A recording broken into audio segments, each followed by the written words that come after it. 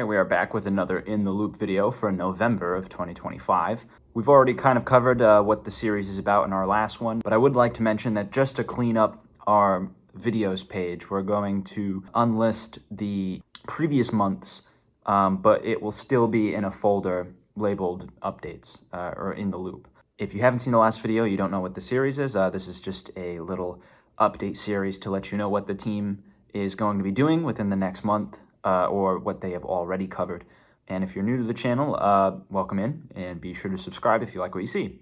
So for the past few days, we have been filming test sequences for Nothing New Under the Sun. We're sort of doing a test film where it's not the real thing, but it is something that we are currently making so we can get an idea of the flow of the story, make sure that the timing is good, to see what the story might need added to it, what it might need taken away, what it might need changed. It's also to refamiliarize ourselves with the process of actually filming something, because technically speaking, we haven't really filmed anything since the last time we tried shooting Nothing New Under the Sun, which was in April of 2024. So that was quite a while ago. So we want to get ourselves back into the swing of things. We want to feel out how production works and get an idea of how long things would take for when we actually go forward with the actual screening of the film. So we have not yet decided if we want to make this a public film.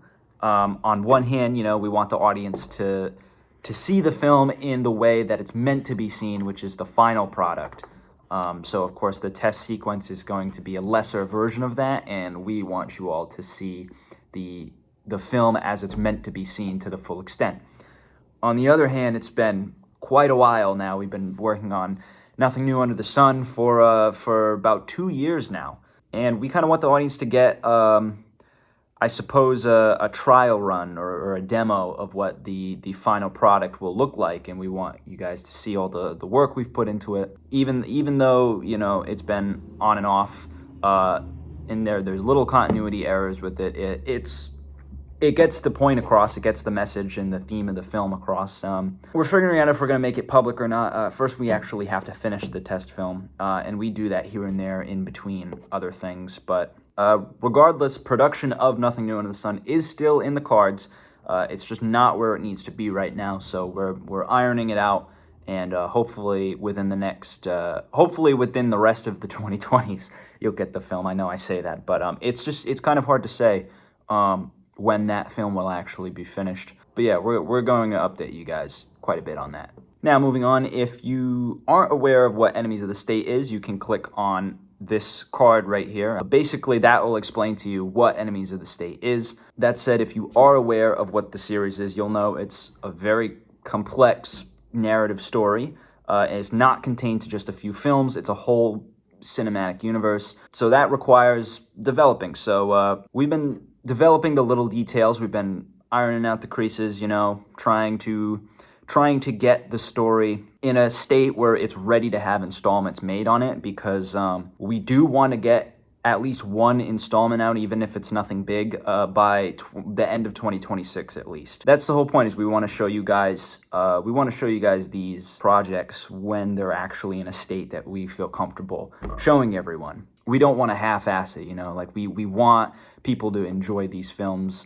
We don't want them to kind of just take it and be like, oh yeah, that's a fun little thing that they did. Like we want it to blow you guys away, and that takes some effort. So that's the whole purpose of this update series, to let you guys know like kind of where we're at. Also, so that we're not like just completely dark.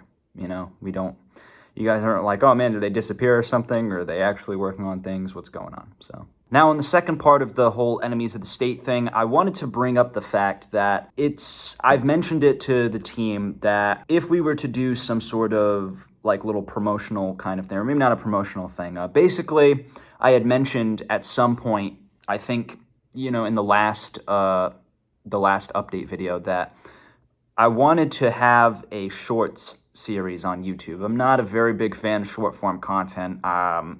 It's just not something that I like to do or that I like to watch for my own reasons personally. But it would absolutely benefit folks to have sort of a digestible form of story that we can give, because we don't want to just make a 2.5 hour video that like lore dumps the entire thing. We want to kind of allow the audience to like pick it up, maybe not pick it up as they go, but definitely take it in increments that they can actually handle.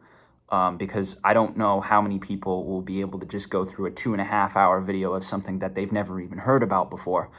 So the shorts would definitely help you guys kind of take it in a little better. So we're going to be making some sort of shorts kind of thing, and we'll make very little like promotional videos here and there. The problem is that if we were to make a shorts series like this, it would flood the main channel with all of those shorts and lore dumping on this one project. So a good solution for this would be to break up the two channels. We would have the main channel, and we'd have the Enemies of the State channel. Now, we're sort of conflicted with this idea because it would be making it like it's two separate things. But in a way, I think it might need to be two separate things just because of how in-depth Enemies of the State is.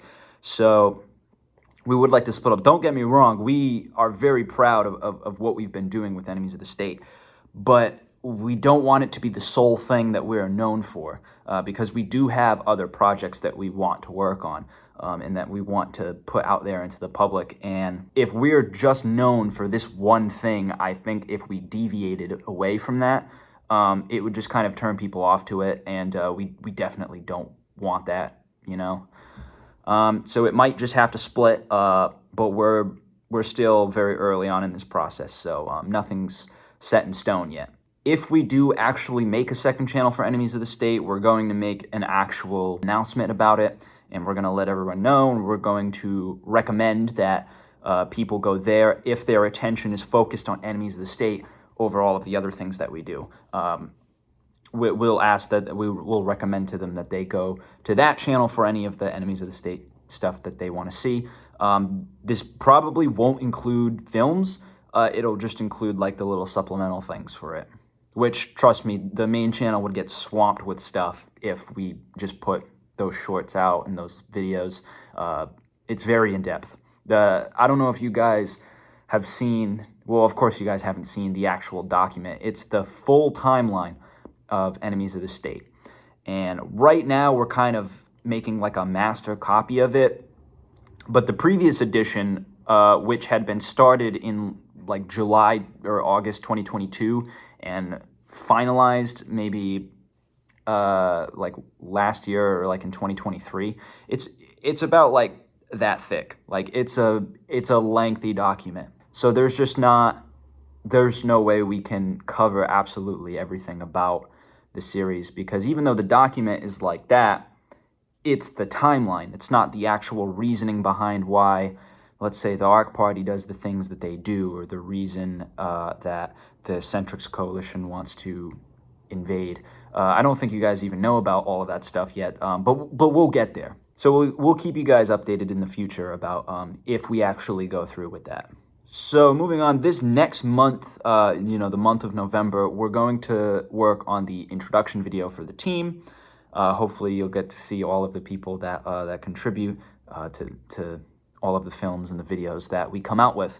So it'll be like the most common members that we see. I mean, we've collaborated with a lot of people, but the people that are on the most, which is about 4 right now. So, and hopefully you'll be able to see them introduce themselves, say what they do best and what inspires them to be here and to work for the company. So we have some photo stories that we're going to be working on, and we'll hopefully be able to publicly reveal by the end of the year. Right now, there's about 2 of them that we're going to work on. 2 film concepts that we have, not 2 photo shoots, or maybe most likely just 1 each. But there might be a second one that we do as well. So these projects are definitely like sort of back burner things, hardly developed at all, mostly because the 2 projects that we're working on the most is obviously Nothing New Under the Sun and Enemies of the State. Those are the 2 things we're working on the most. That takes our priority right now. We have other things that we want to make, but we still want to focus on and master what we have now, and that way we can get to those things later. Interestingly enough, though, there's actually something quite unique and special about one of these photo shoots. So if you guys don't know, we shoot most of our photos and even some of our films on film, on, celluloid, old school film. Recently, we came across a rare photo stock, or it's technically not even a photo stock, but we came across a very rare film stock that you don't see anymore. So Kodak Vision 2 stock, that was the film stock that many 2000s classics were shot on.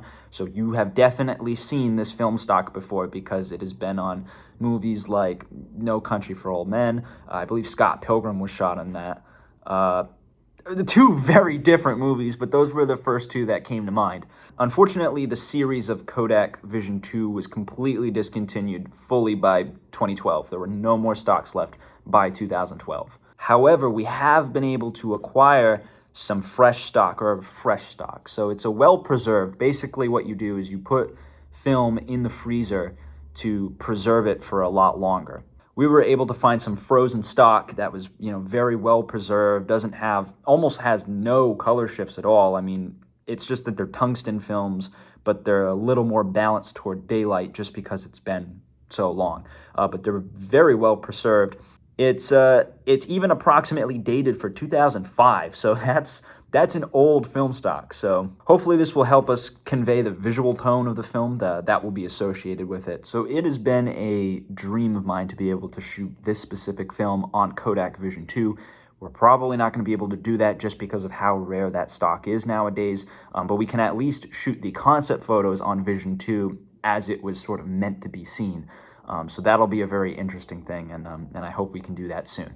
So the last thing I wanted to touch on, just very quick, I'm working on something on my own personal channel. It's sort of a documentary about malls, specifically the Crystal Mall in Waterford, Connecticut. So I'm sort of working on that as well. If you guys would like to watch that, I'll link my personal channel in the description, and I'll probably have a little card on the side of the screen at the end of the video. But that's it for this month's update video. Next month, we'll release another update video on the channel's state of affairs and another In The Loop episode. In the meantime, I hope you all have a good rest of the month, and thank you for watching the video.